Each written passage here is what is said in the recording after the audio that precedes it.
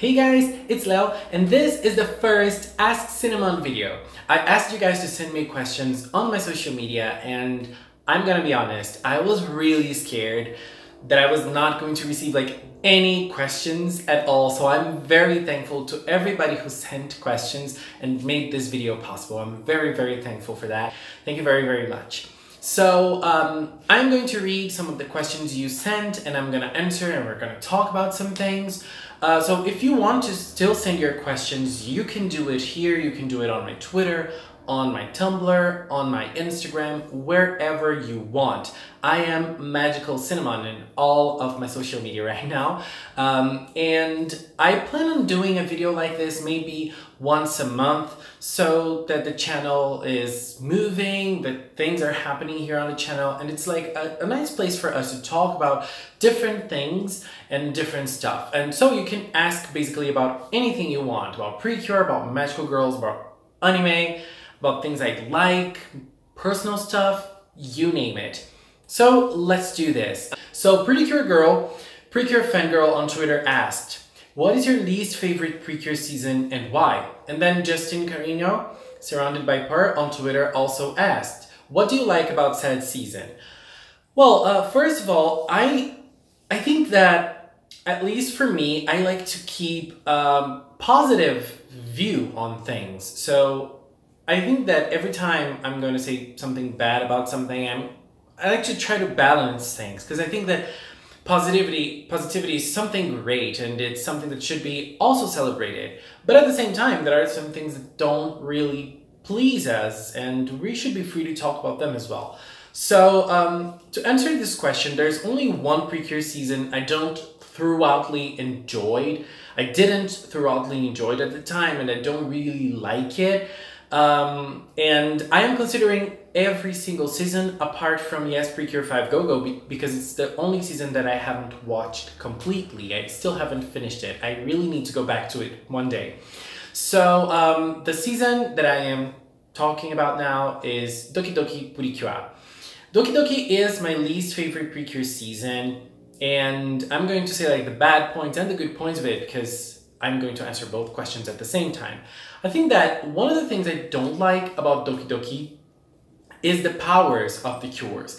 They all feel very weak, apart from Heart and Ace, but in general, it feels like the team is very weak, and the attacks themselves, they're not that nice. There's not a very nice animation, and I think they lack something. And I'm not only talking about the individual attacks. The group attacks in this season, that tablet attack, oh my god, it was so bad. Ugh. And I think the biggest problem I have with Doki Doki is how they developed the characters. I think Doki Doki has lots of nice characters, but mostly the main characters of the season, they felt very dependable on our main character.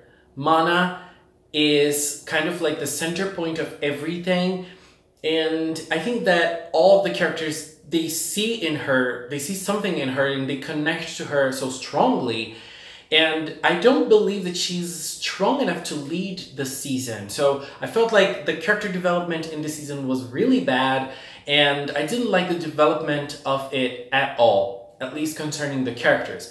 But talking about something good, I think that one of the good points about Doki Doki is that it had an amazing story, an amazing background story. And I love when Precure really dwells upon the background story of the seasons and what happened, why the cures exist and everything. And I think that Doki Doki did it brilliantly. And one of the good points about Doki Doki is that this season, the narrative of this season was very interesting because it didn't leave those key points of the season for key points of the story itself. We have some important episodes in Precure in general, in which the story is kind of explained, and sometimes it's not explained. But in Doki Doki, they were able to flesh out the whole story throughout the season.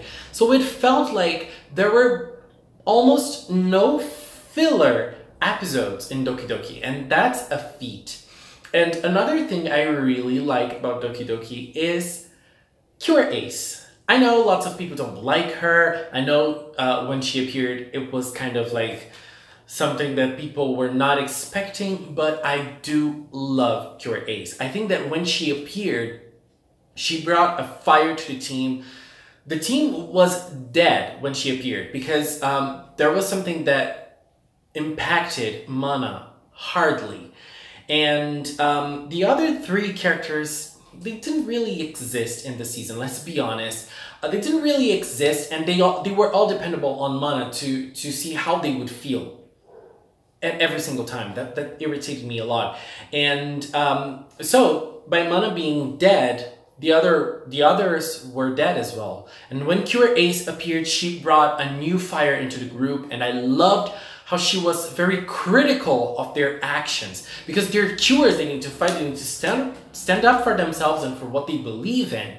And so I really think that she brought something really nice to the season. And I also like Aguri Madoka, who is Ace's civilian form. I think that she is one of the only characters in this season that was able to stand out for herself, by herself.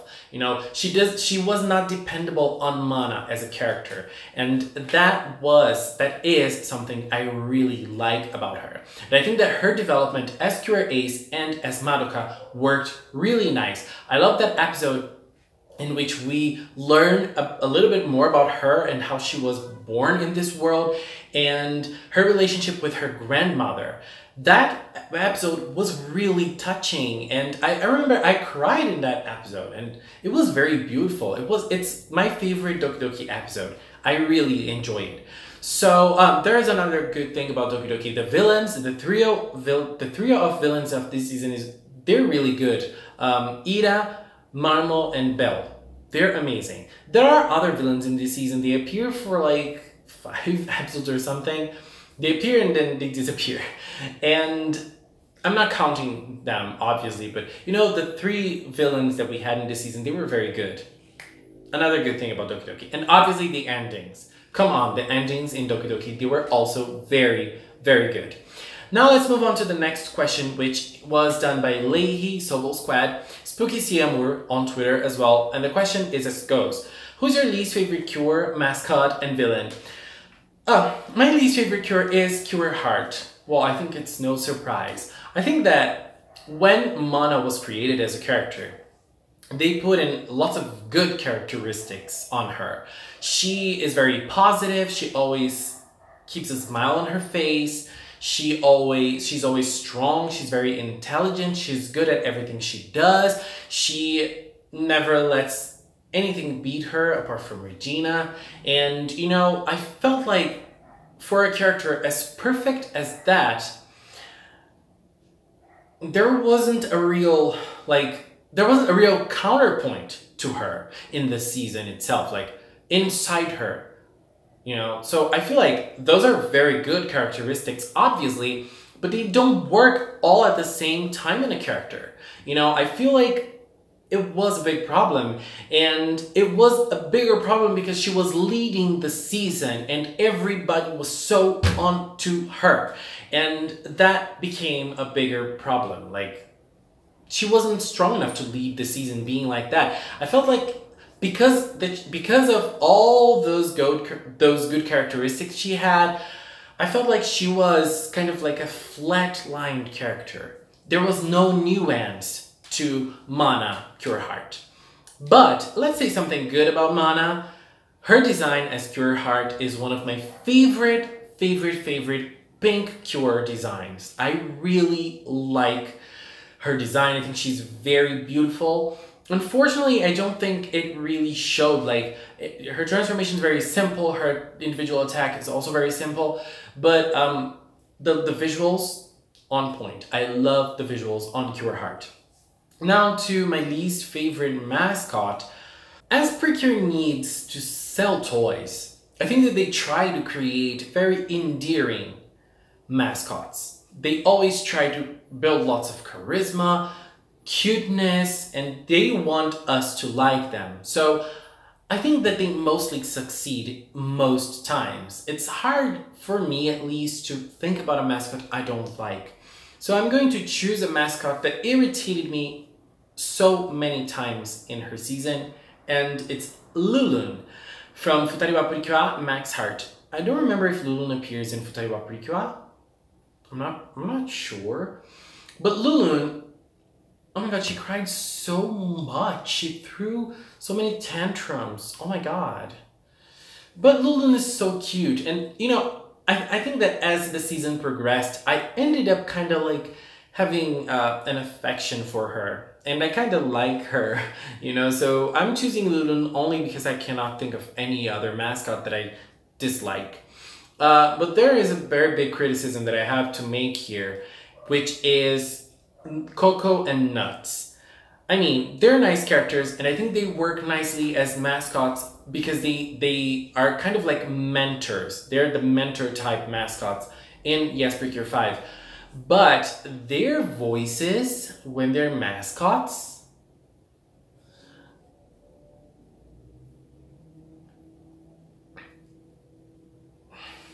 and now, for my least favorite villain, I don't think this is a hard question for me. There's one villain I particularly don't like, and it's Close from Go Princess Purikyo. Close is, I mean, Precure in general. When Precure is, I think that when we have a season, we have villains, and when Precure started, the villains used to stay like 6 episodes, and then they would die, and then they would be substituted for other villains, and then we'd have a rotation like that. And then when Fresh came, things changed a little bit. We had a team of villains who stayed until the end of the season. Obviously, new villains were being thrown into the mix. Some of them turned into cures or something else. But in general, we had a trio of villains, or in Fresh's case, 2 villains. But usually, when we have like a team of villains that lasts the whole season, and we had great teams in Precure history, like Sasorina Komojaki and Kobraja from Heartcatch, my favorite, which is the Happiness Charged trio, Hoshiwa, Oreski, and Namaketa. This is my favorite, I love them. We had a great trio in Smile as well. We had Sasorin, no, not Sasorina, the green one, Majorina, Akawani, was that his name? Wolfrun. I mean, great trios that lasted the whole season. So when you, for me at least, when you're going to have a villain who is going to last the whole season long, you need to think of how to create a charismatic villain or charismatic villains or a team of charismatic villains. In Go Princess, it wasn't really like that because we had a trio at the start, and then one of them got beaten earlier, like the video game one, I don't remember his name. Shut, Close, and Lock. So Lock was beaten very early on in the season, and then Shut and Close, they lasted the whole season, and then we had like those villains, a rabbit and a mouse villain, the Disney villains in Go Princess, that were very unappealing. But Shut, I love Shut. He's a very big diva. I love him, obviously. But Close, I don't know. I think he was very prominent in Go Princess, and he didn't bring anything new or different, or I don't know. And I remember when I was watching Go Princess, like at the start, I thought, oh my god, this Spear is going to be such a scary villain, and oh my gosh, she's going to be so powerful. And then the last fight wasn't with this Spear, and it was my biggest nightmare. It was him, and I don't know, I just don't feel anything, you know. I feel like when you're going to have to last the whole season, you need to bring something, and he didn't bring me anything at all. I feel like I felt like they tried to create like a rift between him and Cure Flora, like Close versus Cure Flora the whole season long. But the fact is, Cure Flora was so strong and so well developed, and then, I mean, there was a very big disparity between both of them, and then I don't feel like Close was like the dark counterpart to Cure Flora at all. I didn't like him, and I didn't like his development. Shut had a very nice development right at the end, and I liked it. And Shut even had a fight against Miss Shamour. Oh my god, that was so nice. But anyways, Close, I get to Close. But I have to mention other villain here, and I don't even remember his name. This other villain is that Mahotsukai Precure villain from the second part of the season. He was all green. Shakins, I think. I think that he is the most boring villain of all Precure. But he didn't appear as much as Close, so I'm just mentioning him here. I don't even remember anything about him. I feel like the only thing I remember is that he grew very big, I think. Am I mistaking him for some other villain? I don't think so. And when Mahotsukai started, I thought, oh my god, those villains are so boring and unimpressive. And then when the series progressed, we saw something very interesting about every single villain in Mahotsukai. And that green one, he was just there. He's probably the most random villain of Precure, and we're talking about 15 seasons. He's probably the most random villain in Precure history. A disaster. Anyways, next question now is by Science Project 88. And the question is as goes. You had mentioned that the hilarious and amazing Queen's Blade is a guilty pleasure. What are your thoughts about it and the remake? I think the remake made everyone look generic. I didn't even know there was a remake. Is there a remake about it? Well, I watched the first and second seasons of Queen's Blade when it was airing, like years and years ago. And, well, I started watching it because people said it was so exaggerated and so over the top. There was so much fan service and all. And I started watching it because of that, just to see how absurd it could be. But I ended up liking the story and the characters, and I kept on watching, I kept on watching it and following it until the second season. I remember that after the second season, there were some OVAs, I don't know how it's pronounced. I didn't watch them. I watched like 1 or 2, but there were 6. I only watched the first 2, if I'm not mistaken. And then the third season, I tried, but I couldn't. I think that I was more resistant towards fan service before. Nowadays, like, if a show has fan service, I'm like, I don't know. I think that's my biggest problem with Queen's Blade. I feel like it's so nice. It has so many powerful women and so many nice characters, and I love that it's all women and it's all about their own wishes, their own wills, their own stories. It would be so nice if it wasn't, like, the biggest focus of Queen's Blade wasn't the fan service. I would love to have a story kind of like Queen's Blade without the fan service, like without it completely, because it ends up being really good, so many different characters from so many different types. And, when you think about it, I think they're going like for different fetishes when they're creating the characters, but it ends up being a very diverse cast, and unfortunately the fan service nowadays, it kills it for me. But I think that, like, especially the second season of Queen's Blade, it's very good. It's very good. And I mean, not very good, but it's good, The story is very good, at least. I really liked the story. But it has those problems for me. So I think it kills the hype. Like, I didn't even know that there was a remake about it. I had no idea. So I haven't checked it out. I can't give my opinion on the remake itself. And now the next question is by Anime Girl 169, and it is, what is your favorite Precure season and why? I think it's also no surprise that my favorite Precure season is Kira Kira Precure. I really love it. I think it's a very different Precure season, and I think the thing I like the most, apart from the character designs, which I think are brilliant, is the fact that the character development in this season is very different from other seasons of Precure, and for me, it was the best in this department. I really liked how they developed each character and how they were very big individuals, and how I think that, like, the thing is that they tried to show how different they were from each other, and that makes them very unique. I think that unique is the word for Kira Kira, and that's why it's my favorite season. I also love Sweet and Happiness Charge. They're very close to being my favorites, but Kira Kira takes my #1. Next question is by Megumi, and she asks, Who is your favorite Precure and why? Again, I think no surprise, Cure Macron, because she's perfect. The next question is by B Pink Bunny on Twitter, and she asked, have you ever watched the anime adaptation about the Powerpuff Girls turning into magical girls? If so, what's your opinion about them, the anime, and if you have any thoughts about the turning heroines from a cartoon into anime about magical girls? So yes, I have watched the Powerpuff Girls anime. I don't remember the name. Demashita Powerpuff Girls Zeto? Zeta? I think it's Zeto.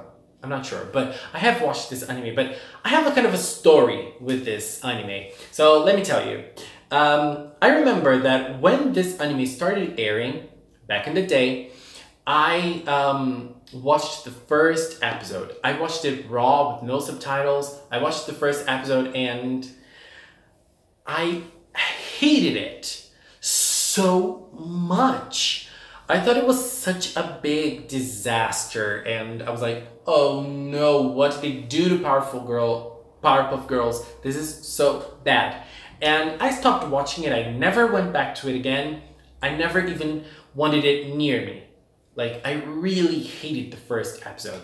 And so, okay, time went by and I have a very good friend. He's one of my best friends and he is a very big fan of the Demashita Powerpuff Girls. And he told me, like, you should watch it. It's a good anime. And I was like, oh, no, it's not. But one day I surrendered and I started watching it. And he was right. It's a good show. It's a good anime. I think that first episode leaves such a bad impression and you don't want to continue, you don't want to follow it. But it's a very good show. I really liked it. And okay, it has its problems, obviously. But in general, I thought that it was very good. I really enjoyed it. And I thought that it ended up being a very good show. It's very different from the Powerpuff Girls cartoon. It's very different. It's a completely different show. Obviously, it's the same characters, like the same base of the characters, but they change it a little bit. And, well, I think that answering like the second part of the questions about turning heroines into a magical girl show, I think it's a very dangerous thing to do because when you take a show like Powerpuff Girls or any other show that's very famous, you're dealing with something called a fan base. And we that spend a lot of time on the internet, we know fan bases can be very dangerous and can be very picky and game annoying. And I think that it's very dangerous, but at the same time, at least for Powerpuff Girls, it was a good adaptation because it's an adaptation. It's not Powerpuff Girls anime language only, like they only turned the Powerpuff Girls into animation, you know, Japanese animation. No, it's a completely different narrative with a different story, kind of like the same, but it's at the end of the day, an adaptation of the original one. So I think that it's a very dangerous thing when you pick something that's very already established and turn into something else. But for me, they could turn anything they want into magical girl shows because I would watch it. And well, at least in this case, like it has problems. Like I think that when you watch the Powerpuff Girls, you see the girls are very strong. And when you watch the anime, it's not really like that. They're very weak compared to the show itself. And I don't know if they did that because they thought, okay, they're magical girls now. They don't need to be that strong. I don't know, like, the idea behind it. But that was one of the things I missed from the original. They should have been stronger in the anime as well. But there are different things. And obviously, when you watch a show that's adapted, you don't have to expect the same thing.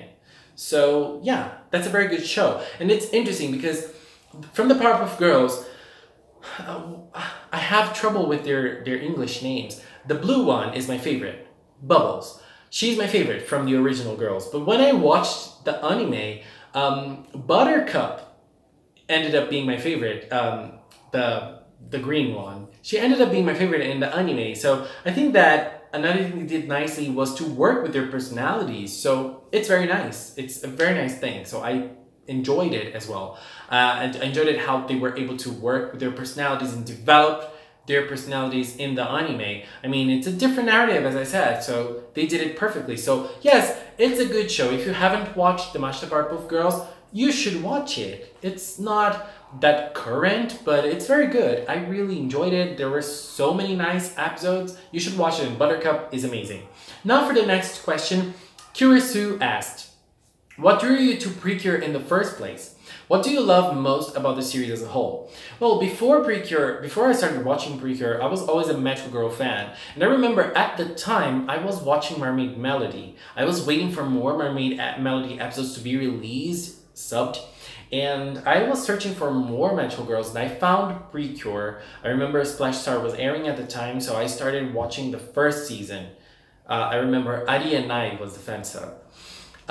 So yes, that's what drew me to Precure in the first... Well, actually, what drew me to Precure in the first place was not exactly that. Because when I saw it for the first time, like pictures, I said, oh no, another show like Sailor Moon. I was one of those annoying Sailor Moon fans that think that every other Magical Girl show is a Sailor Moon copy, you know? Oh my god, I just can't believe I was so annoying like that. I admit, I was like that one day. I was like 17, 18 years old, come on. And then, when I watched the first episode, I was really impressed with their fighting skills. So that's what drew me to Precure in the first place. Their powers and their fighting skills, because that was something very different from the Magical Girl genre as a whole at the time. You know, kicks and punches, oh my god. I still remember their first fighting scene from the first episode of Futari wa Precure. That was very impactful to me. I remember even showing it to some friends of mine. That's good. That's really good. So that's what drew me to Precure in the first place. And then what do I love most about the series as a whole? I think that one of the things that it's everlasting, you know? Like, it ends, but then it starts again, it's reborn again, and it's amazing. I think that another thing that I really like about Precure is obviously their fighting skills, and the fighting scenes in the franchise as a whole is really good. I really like it, and you know, I think it's a step forward to the Magical Girl genre, obviously. And now, after Precure, after so many years of Precure, things have changed in the Magical Girl scenario, and I think Precure contributed a lot to that. Another thing that I really like about Precure is that it embraces femininity, and it shows femininity in a light that it's kind of like powerful, you know? So glittery, shiny, colorful, but it will kill you, it will destroy you. It will destroy that big monster that is completely destroying and wreaking havoc in the whole world. Or they can even bake a new world. Kida lovers. Here we are. So I think that that's another thing that I really enjoy about Precure. And I think that being a show for girls, it also broke some rules. Like, one thing that I like about Precure is that it doesn't really have romance as one of the themes and one of the obligatory things in Precure. Because, you know, that's the thing for a show for girls. Like, okay, we're doing something for girls. We need to find a place to put romance in it. There needs to be romance because girls love stories and we need to put them there. You know, Precure doesn't have that. Obviously, after 15 seasons, there are moments, there are little arcs, there are little relationships in the seasons that can have romance. Yes, it does, but it's never obligatory. We have lots of seasons that we don't see romance there.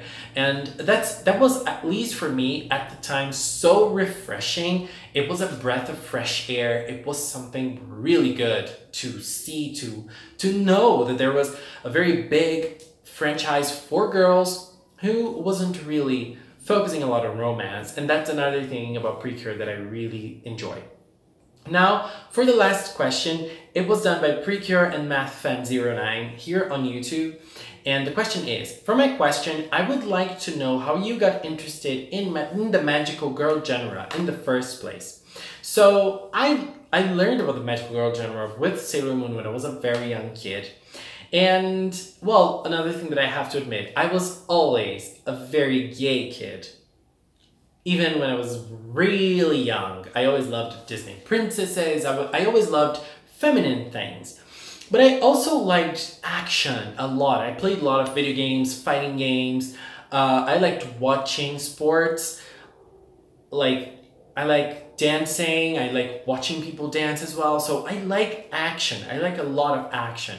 And I like a lot of femininity as well. You know, I think that those are things I enjoy a lot. And I loved feminine things since I was very young, at a very young age. I don't remember like the exact age.